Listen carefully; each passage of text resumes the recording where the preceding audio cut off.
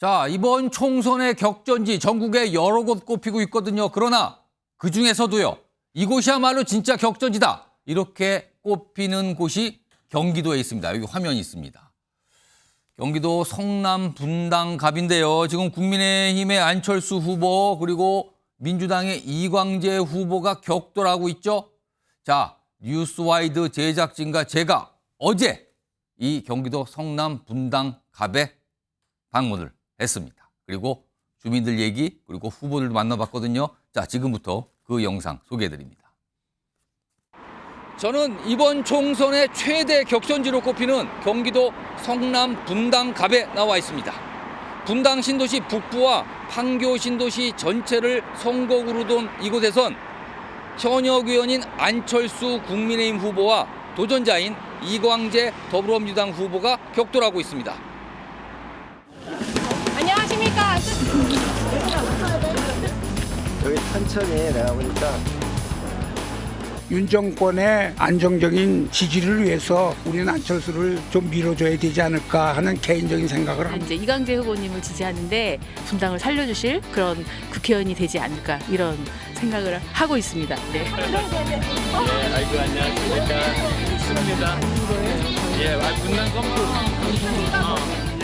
자, 저는 지금 분당 중앙공원에 나와 있는데요. 이곳에서 안철수 후보를 만났습니다. 이 현장에서 지금 주민분들과 인사하는 이 자리에서 안철수 후보 만나서 바로 즉석에서 인터뷰 좀 진행해 볼 텐데요. 바쁘시죠 지금 굉장히? 안 바쁘면 안 되죠. 알겠습니다. 제가 질문 바로 준비하고 들어가 보겠습니다. 지금 국민의힘에서 공동 선대위원장 맡고 계시거든요. 그런데 지역구에서도 활동을 해야 되고 선대위원장으로서 당의 선거도 이끌어야 되는 상황인데 혹시 부담스럽진 않으십니까? 그렇지 않습니다. 가능하면 저 열심히 노력해서 저희 지역에서도 좋은 성과를 얻고 그리고 또 주변의 후보들도 많이 당선될 수 있도록 최대한 노력하겠습니다. 많은 분들에게 알려지지 않은 제가 지금까지 했던 수많은 일들을 정확하게 알리는 것이 정말로 중요하다는 생각이 듭니다.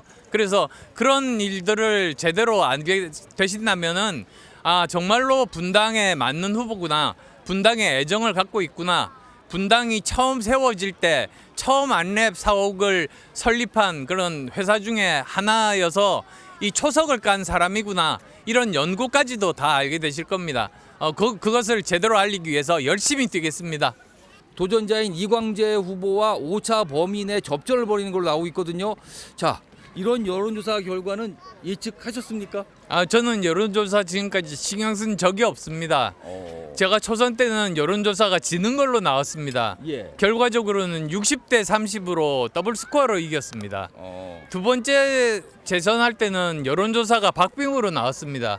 그런데 20% 넘게 이겼습니다. 예. 그래서 사실은 이번에 여론조사에서 이기는 결과가 나온 것도 제 평생 처음입니다. 그래서 여론조사로 사람 뽑는 건 아니지 않습니까? 여론조사보다 중요한 것은 민심이고 그리고 그날 투표입니다. 과분한 사랑을 받고 있다고 생각합니다. 그리고 또 주민분들이 기대를 많이 하고 계십니다. 그 이유가 처음에는 잘 몰랐다가 나중에 알게 된 것이 제가 1년 반밖에 되지 않았지만 4년 임기한 국회의원보다 더 일을 많이 했구나. 그거를 아시게 되면서 이제 여러 가지 기대감을 많이 가지고 계셔서 제가 더 열심히 해야 되겠구나. 그렇게 각오를 다집니다.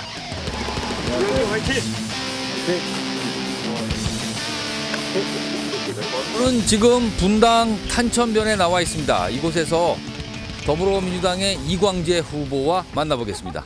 안녕하십니까? 네 안녕하세요. 예. 자, 지금 이곳 주민들과 인사하는 모습 저희가 지켜봤는데요. 우선 첫 번째 질문으로 최근의 여론조사를 보면은 경쟁자인 안철수 의원과 5차 범인의 접전을 벌이는 여론조사 결과가 나오고 있거든요. 근데 사실 분당갑은 야당으로서는 조금 힘든 고의사가 지금까지 통념이었었는데 최근 여론조사 결과 예상하셨습니까?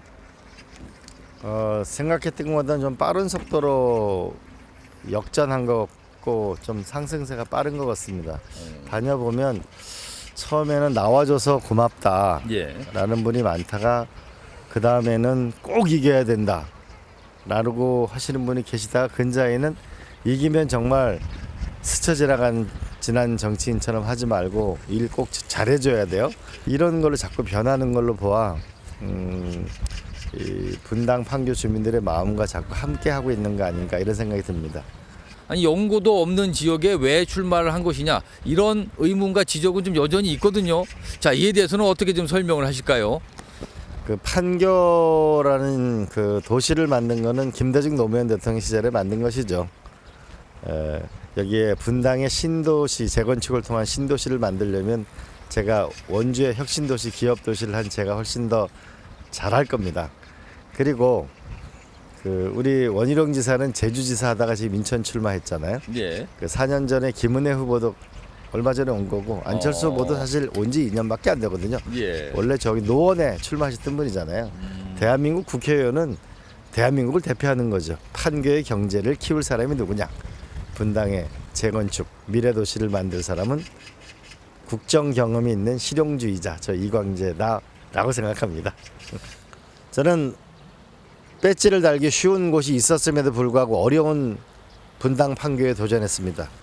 이광재는 국정 경험이 있는 실용주의자입니다. 그리고 강원도에서 국회의원 할 때는 마을회관에서 자면서 그들과 함께 운명을 개척했습니다. 따뜻한 정치인, 그러나 일에 있어서는 실력 있는 정치인 이광재를 도와주시면 신나는 판교, 행복한 분당으로 확실하게 일의 성과로 보답하겠습니다.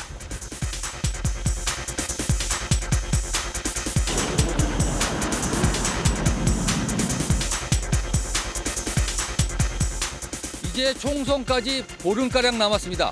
똑같이 4선에 도전하는 여야 거물급 후보들이 격돌하는 이곳에서 과연 주민들은 어떤 후보의 손을 들어줄까요?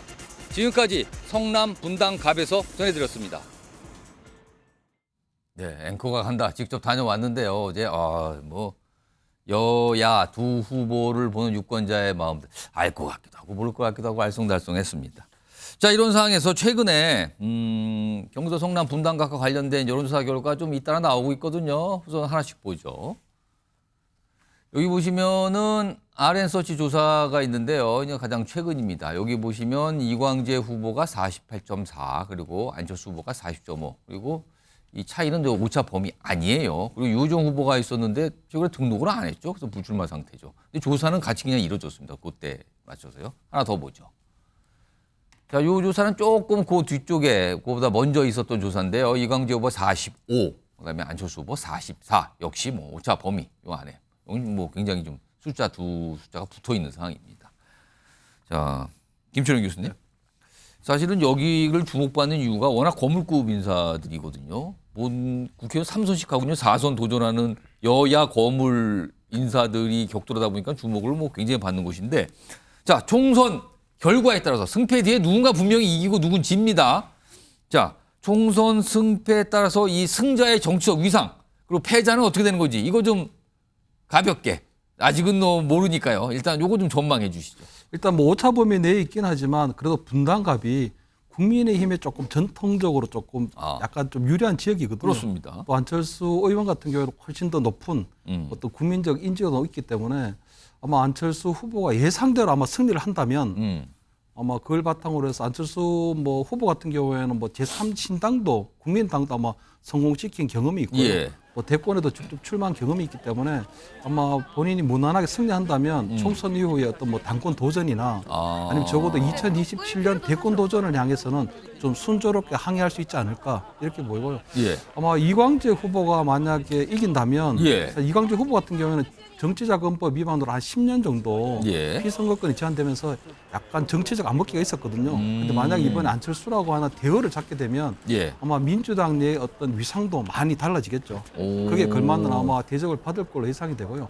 단지 이광재 후보 같은 경우는 당내 어떤 뭐 이광재 계보라고나 할까, 예. 뭐 당내 어떤 그런 세력화는 되어 있지 않거든요. 그래서 예. 아마 총선 이후에 당장에 뭐 당권에 도전한다거나 아니면 2027년도 뭐 대권까지 나간다거나 이러기는 좀 쉽지 않을까. 적어도 이제 이광재 후보가 만약에 이긴다면 예. 적어도 이광재 정치는 예. 이제 시작할 수 있는 그런 이제 토대는 마련될 수 있을 것이다. 이렇게는 보이죠. 그러면은 이제 승리를 가정해서 분석하셨어요. 그럼 지는 분은 어떻게 되는 거예요?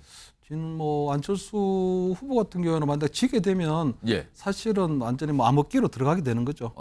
왜냐하면 안철수 후보 같은 경우는 사실 거의 뭐 대권 도전을 향한 어떤 그런 정치 뭐 일정을 계속하고 있기 때문에 예. 만약 저기서 지게 된다면 굉장히 타격이 클 겁니다. 정치적으로 굉장히 큰 타격이 벌어지는 것이죠. 왜냐하면 저기가 어떤 뭐 우리 국민의힘의 험지가 아니고 그래도 양지로 꼽히는 것이거든요. 예. 그리고 이번에 또 다른 후보에게 양보하고 조금 더 험지로 이동하면 어떻겠냐는 그런 당내에서 어떤 권유도 거절한 바가 있기 때문에 아마 본인이 이곳을 수정해내지 못한다면 상당히 정치적으로 볼 때는 굉장히 암울한 상황이 펼쳐질 수 있죠. 그리고 이광재 후보가 만약에 여기서 패한다면 다음에 또 출마하면 시즌되죠. 이광재 후보는 부담이 좀 덜하다는 겁니까? 뭐 이광재 후보 같은 경우는 사실 뭐 굉장히 뭐 이 대권 주자급하고 붙었기 때문에 예. 본인이 당장 정치를 시작하는 것보다는 뭐 한 4년 정도를 더 기다리면서 아마 새로운 정치를 본인의 정치를 준비해야 되지 않을까 이렇게 보입니다. 부담감은 안철수 후보가 더 크다. 약간 이렇게 되는 거네요. 그러면은 그런 분석을 좀 해주셨습니다. 자, 지금도 오늘 비가 좀 내린 날씨인데요. 아마 두 후보 아마 저 지역에서 계속 이 이동을 하는 그런 상태일 것 같습니다.